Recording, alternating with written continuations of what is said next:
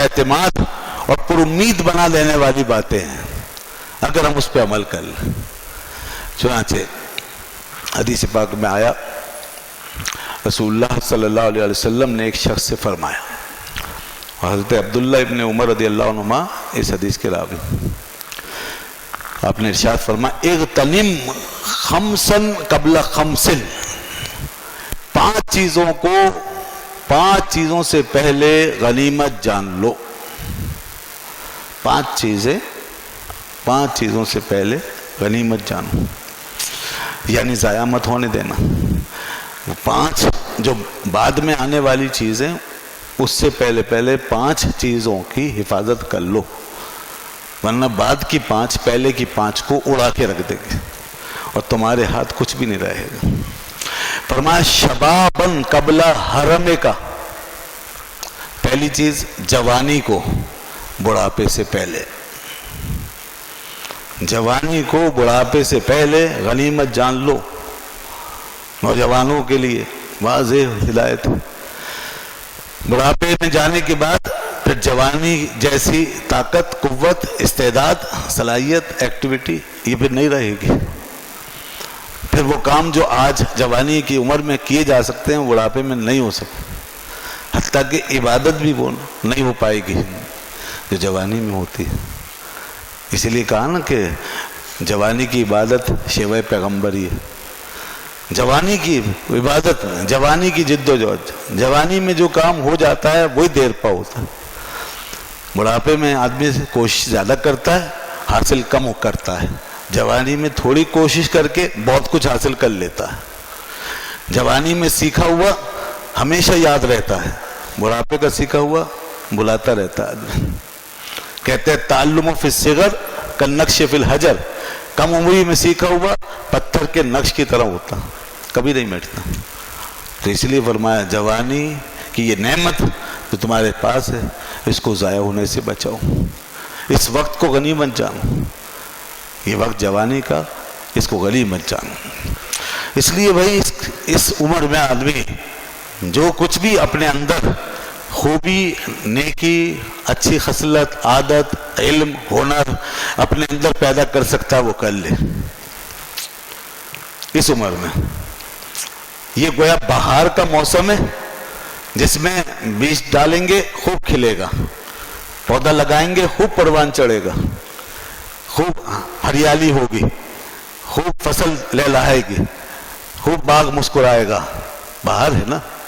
اور جب خزاں ہوگا تو پھر جو آپ کرتے رہو محنت زمین میں وہ رزلٹ نہیں آئے۔ تو بڑھاپا خزاں کی مانند ہے اور جوانی بہار کی مانند۔ اس عمر کو ضائع کرنے والے آج بے شمار ہیں جو پچھتا رہے ہیں۔ حضرت عمر رضی اللہ عنہ جب کسی جوان آدمی کو دیکھتے تھے نا، جوان آدمی ہٹا کٹا، ہینڈسم، اسمارٹ، صحت مند، اسے قریب بلاتے، فرماتے اللہ کا حرفہ، کیا کچھ کرتے ہو، کوئی ہنر جانتے ہو؟ اگر وہ کہتا لا کچھ نہیں جانتا تو فرماتے جاؤ، وہ سکتا من عینی، یہ میری آنکھوں سے گر گیا، اس میری آنکھوں سے گر گیا، کچھ آتا ہی نہیں۔ تو اس لیے انسان اس عمر کو غنیمت جانے، فرمایا شباب کا قبل حرم کا، اپنی جوانی کو غنیمت جانو اپنے بڑھاپے سے پہلے۔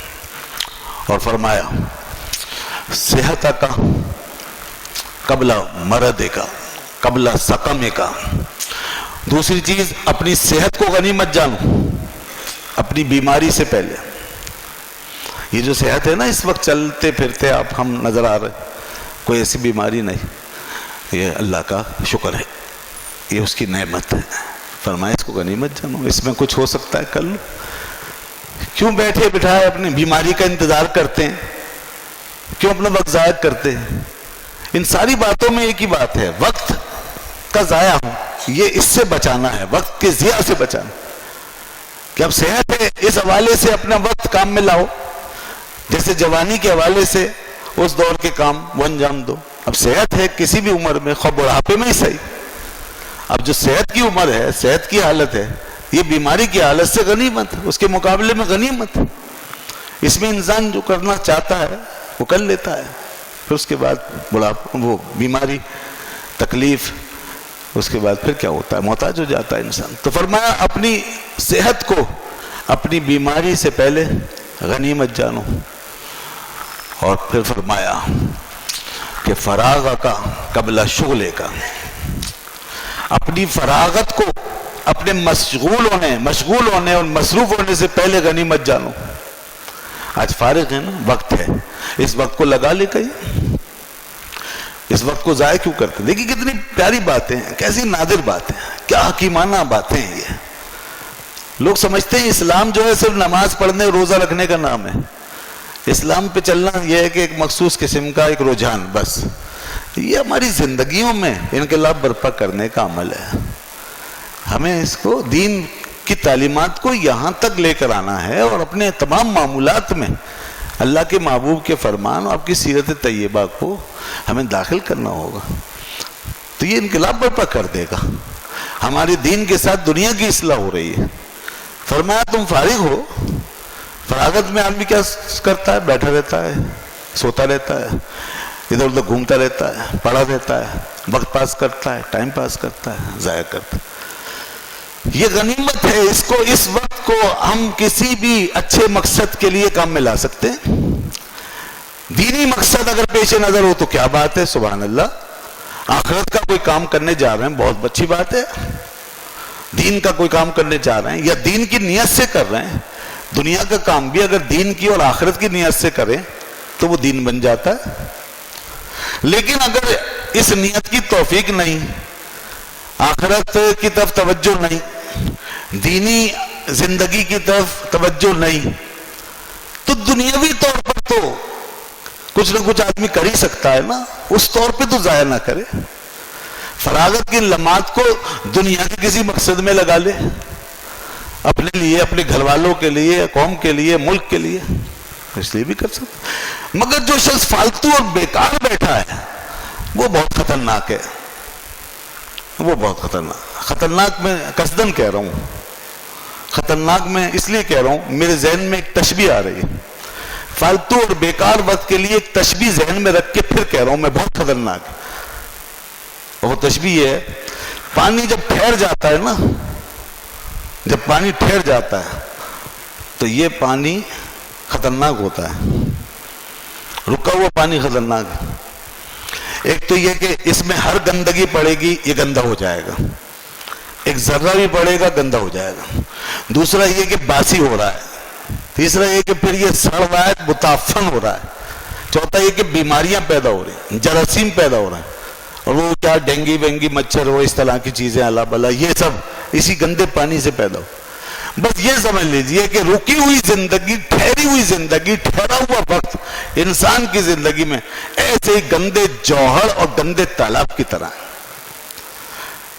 یہ جو فالتو پھرنے والی نفری ہے نا، بیکار پڑے ہوئے لوگ، یہ بہت خطرناک ہو جاتے ہیں سوسائٹی کے لیے، معاشرے کے لیے۔